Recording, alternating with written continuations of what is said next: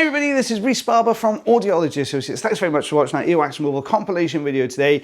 Two patients in this compilation video. Really interesting one. If you guys talk about sort of surfers or swimmers ear, this is a good one for you to watch, because if you're interested in what that looks like, this patient are classic. Now the reason I call it surfers and swimmers ear, when I trained, we were taught it was called two different things, whether you're based in Northern or Southern Hemisphere. So we call it swimmer's ear. I think in the Southern Hemisphere, they're more likely to call it surfer's ear. So we're not talking about the infections that people get following getting water in their ears. We're not talking about that. We're talking about the fact that we lay down some extra sort of bony portions inside the ear canal. So we end up with these lumps and bumps. Now see how this wax that you can see here is very dry, but it's almost kidney bean shaped. We've got this sort of bow to it as it goes around like this. And the reason for that is when we get surfers or swimmers ear, depending on whether you're up there or down there, you get these sort of bony layers building up. So what you end up with normally is some lumps that form in the ear canal. So if you imagine the ear canal is normally like this, I want you to imagine that the ear canal bows in from either side, so it does that. And most of the time it bows in from the top, so it'll effectively make that kind of shape. Oh, it's almost like me and Taylor's heart, look at that. But it always comes down to that kind of shape there.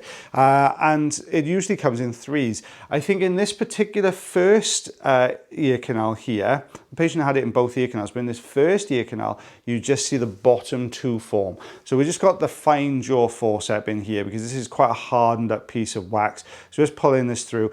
Now surfer's ear or swimmer's ear doesn't really cause you too many issues until these start to touch, or in this case, if you start to get wax buildup. So you imagine if that gets beyond that narrow point and the wax builds up behind it, it's really difficult to pull that through. There you go. You can see those bumps. See at the bottom of the ear canal doing that? That's those two little bumps we were talking about of a surfer's ear.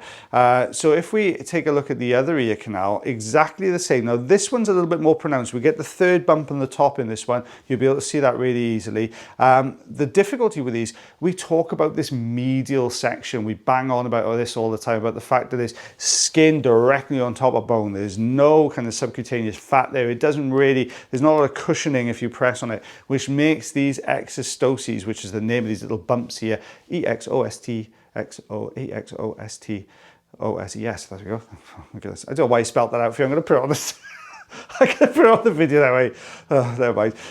But you can see here, we're just going to pull this through, but it's really, really sensitive, those are, okay? If you touch them, it feels like a really, really sharp pinch or scratch. Oh my goodness me.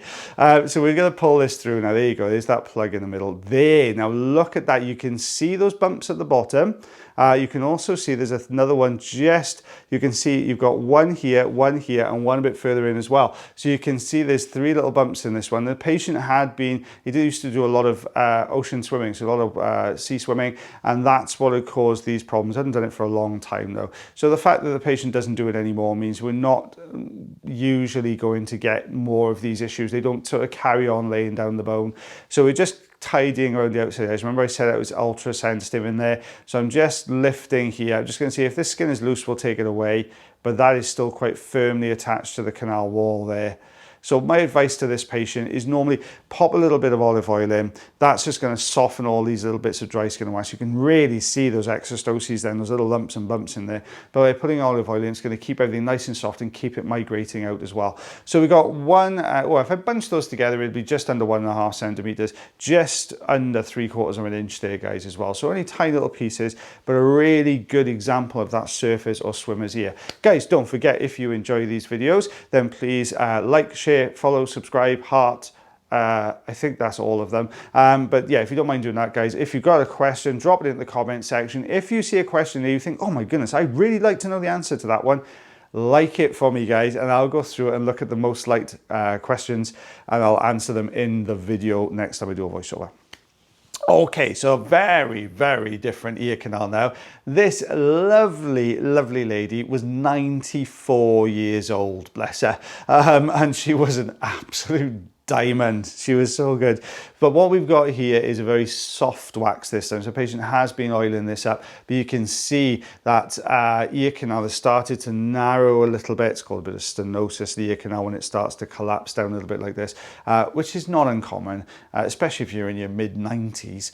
So what we've got here is a very, very soft wax with a hard plug in the middle, and this very soft mixture of skin and wax debris all the way around the outside edge. You can see that sort of soft epithelial layer coming away there on the outer part of the ear canal.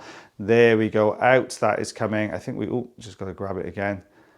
The suction tube are blocked up by that point, so we're just going to, there you go, we just got the fine end on just to minimize any risk of clarinetting here, but that's come away really, really well. Let's take a look at this tympanic memory. That is not bad. That tympanic memory is looking pretty good for somebody who's 94 years old. That is looking pretty healthy. Good light reflex. You can see the handle of the malleus there. Other ear canal, exactly the same. So the reason the patient had come through to see us, it wasn't really hearing issues. They were experiencing some hearing issues, but it was more that their hearing aid was whistling like billy-o, and that's caused by the wax. So it's something called feedback. When the amplified sound comes out of the hearing aid, it hits the wax and bounces back. If you've got maybe a gap around the earpiece, then it'll cause this feedback. So you can see there's a lot of skin here at the entrance to the canal. I think that's what's trapped this wax plug behind it. Here we go. We just got the standard size ulnar tube on here. We're just going to pull this through. There we go. Out that's coming. You can see it's very thin, just because the ear canal itself is very thin. It's more this sort of very elongated oval shape.